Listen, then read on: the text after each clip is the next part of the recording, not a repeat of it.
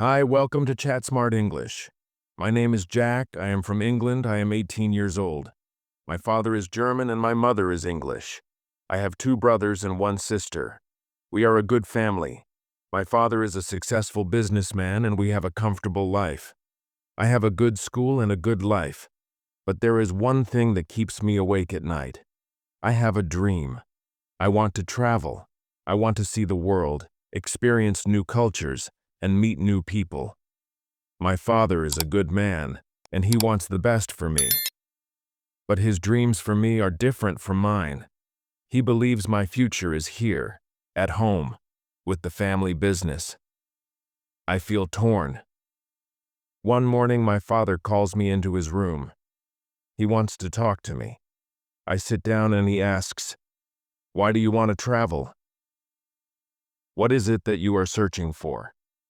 He tells me traveling is dangerous. It's uncomfortable. You could even die. I think about it. He's right. Traveling could be dangerous. It's not always easy, but the thought of exploring the world, seeing new places, and meeting new people excites me. I talk to my mother. I ask her to help me. "Please, speak to father," I beg her. "Maybe with your help I can go." My mother loves me, but she too thinks traveling is dangerous. She believes my place is at home. Life in England is the safest choice. A year passes. One day I visit a big town called Hull and I meet a friend whose father has a ship. He tells me they are traveling to London and invites me to join them. At first I hesitate. I'm not prepared, but I know this is my chance. So I say yes. The journey to London is thrilling. It's my first big adventure and I feel free. The first few hours are calm, but then the storm arrives. The wind howls and the ship rises and falls with the waves. I'm scared. I think about my warm, safe bed back home. But then, the storm passes. The next morning, the weather is clear and the ocean is calm. A man comes to me. We talk about the storm. He offers me a drink, and I sleep well that night. I wake up the next day feeling different. The fear is gone. Instead, all I can think about is traveling. I want more. The next day, our ship sails slowly because the wind is not strong. Then suddenly the wind picks up and we go fast. A new storm comes. This storm is bigger than the last one. I am scared, and the men are scared too. The waves are huge like mountains. I look around and see other ships, but they are so small compared to the waves. The waves push the ships around like toys. I want to go home again. The storm gets stronger. The men pray to God for help. Then one man shouts, "There's a hole in the ship." Water starts coming in. It's a terrible situation. The ship is sinking. We all rush to the lower decks to pump the water out. I can't move. I am too scared. A man grabs me and says, "Go down and help." So I follow him. We work together pumping water, but it's not enough. The hole is too big. We hear a signal gun from our captain. It means we have a big problem. The ship is full of water. We keep working hard, but the hole keeps letting in more water. The weather gets better and the waves grow smaller, but our ship is sinking. We need help. Then we see another ship in the distance. It's coming toward us. The men on that ship send a small boat to us. We climb into the boat and leave the sinking ship behind. About 15 minutes later, our ship sinks into the ocean. We are safe on the small boat, but we are still far from land. We see a small island and row toward it. When we get there, people on the beach help us. They give us some food and money. The captain of our new boat says we can go to Hull or London. I decide to go to London. After days of traveling, we finally reach London. The city is big and crowded. People rush around and the streets are noisy with the sound of carriages and voices. I don't know anyone here, but I'm happy to be on solid ground again. I walk through the streets, trying to figure out what to do next. I remember my dream of becoming a writer.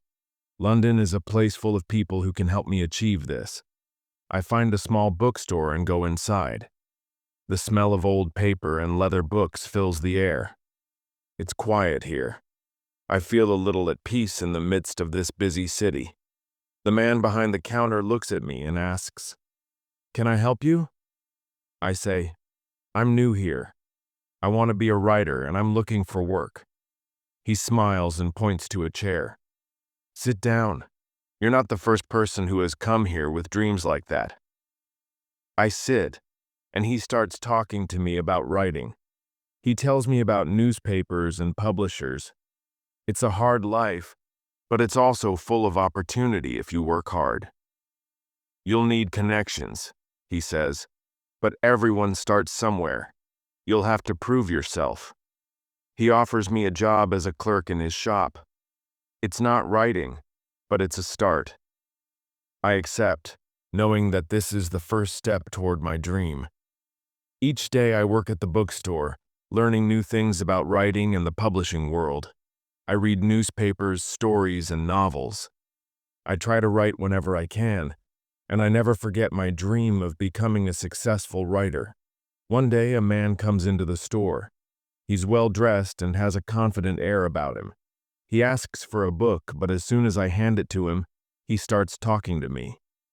"You look like a man who wants to tell stories," he says, smiling. "Are you a writer?" I feel my heart race. This is the moment I've been waiting for. I tell him about my dreams, and he listens carefully. He tells me he works for a newspaper and is always looking for new writers. He gives me his card and tells me to come by his office the next day. As I walk home that evening, my heart is full of hope. I may be one step closer to becoming the writer I've always dreamed of. The next day, I nervously make my way to the newspaper office. I'm not sure what to expect, but I remind myself that this could be the opportunity I've been waiting for. The office is modern, with large windows that let in the sunlight. The walls are lined with shelves full of books, papers, and framed stories. The man from the bookstore is there waiting for me. He greets me with a warm smile and shakes my hand.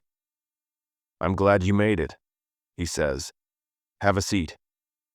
I sit down, trying to calm my nerves. He begins asking me questions about my background and my interest in writing. I tell him about my life and the experiences that have shaped my desire to tell stories. I mention how I've been writing for years, but have never had the chance to show my work to the world.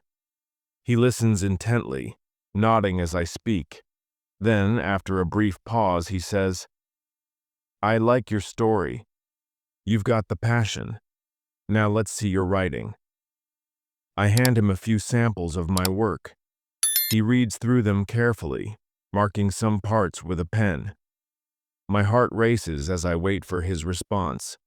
Finally, he looks up at me and says, "You've got potential, but you're not there yet. Writing is about more than just telling a good story. It's about technique, style, and knowing what the audience wants." I feel a sting in my chest. I thought I was ready, but his words make me realize how much more I need to learn. He continues, "I'll give you a chance. I'm not offering you a job just yet, but I'll give you a small assignment. Write an article on something local, something that will catch people's attention." I nod eagerly. This is my chance. "I'll do my best," I say. He hands me a notebook and a pen. "I'll expect your article by the end of the week. Good luck." As I leave the office, I feel a mix of excitement and nervousness. I know I have a long way to go, but I'm determined to prove myself. I spend the next few days researching and writing. I pour everything I have into the article, hoping it will be good enough to impress him. Finally, the day comes to turn in my work. I walk back to the office, my heart beating in my chest. I hand the article to the man and he reads it carefully. "This is better," he says with a nod. "You've improved. Keep working like this and you'll get there." His words fill me with pride. It's a small victory, but it's a victory nonetheless. I know I'm on the right path. The days after that meeting are a blur. I spend every free moment working on my writing, determined to improve. I read books, study articles, and pay close attention to the world around me. I know that to succeed, I need to understand not just the craft of writing, but also the people I'm writing for. Every day brings new lessons, and with each lesson, I feel myself growing stronger. A few weeks later, I receive an email from the man at the newspaper. My heart skips a beat as I open it. "I've been following your progress," the email says. "I think you're ready for something bigger. Come by the office tomorrow. We'll discuss your future here." I can hardly believe it. After all the hard work, it feels like the moment I've been waiting for is finally here. I prepare myself for the meeting, double-checking my notes and making sure I'm ready for whatever comes next. The next morning, I arrive at the office early. The man greets me warmly as usual and asks me to sit down. There's a slight tension in the air as he gets to the point. "You've shown a lot of improvement," he says, "and we've been impressed with your work. So, I'm happy to offer you a position here. You'll start as a junior writer, but we'll guide you along the way." I'm stunned. The words don't quite sink in right away, but as they do, a wave of gratitude and excitement washes over me. This is what I've worked for, and it's finally happening. "I won't let you down," I say, my voice filled with emotion. He smiles. "I know you won't. There's a lot of work ahead, but I have no doubt you'll make it. Welcome aboard." I walk out of the office that day with a sense of accomplishment I've never felt before. It's not just about landing the job, it's about proving to myself that I can do this, that all the late nights, the rejections, and the struggles were worth it. From that day on, I continue to grow as a writer. I face challenges and setbacks, but I never stop pushing forward. With each new article, I refine my craft. I discover my voice and I learn to trust in it. Over time, I gain the respect of my colleagues and my readers, and I become known for my ability to tell compelling stories. But none of it would have been possible without that man at the bookstore, without the stranger who saw something in me that I couldn't see myself.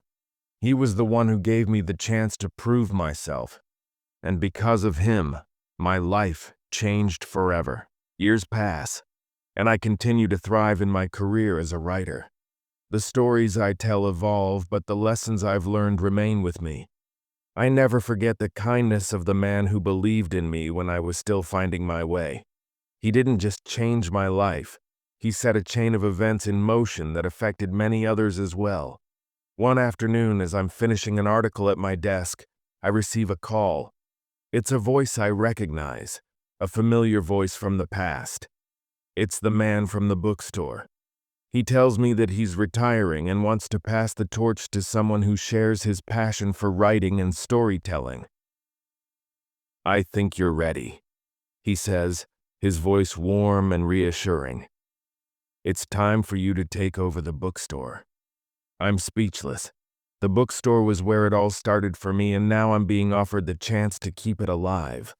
I can hardly believe it. After a moment of silence, I say, "I would be honored.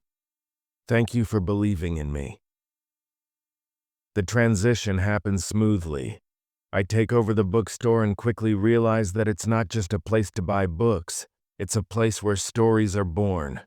I host writing workshops, organize book clubs, and encourage young writers to follow their dreams just as I did. As the years go by, the bookstore becomes a thriving hub for creativity and inspiration. People come from all walks of life to share their stories, to learn, and to grow. The ripple effect of that one act of kindness, that one moment of belief in me, continues to spread. One day, as I'm arranging books on a shelf, a young man walks in with a notebook in hand. He looks at me, unsure, but determined. "I want to be a writer," he says, his voice filled with uncertainty. I smile, remembering the man who once gave me the chance. "I think you're already a writer," I tell him, "and I believe in you." And just like that, the cycle begins again. If you found this video helpful in your English learning journey, so don't forget to like, subscribe, and share this video with your friends who also wants to improve their English speaking through listening stories. See you in the next video.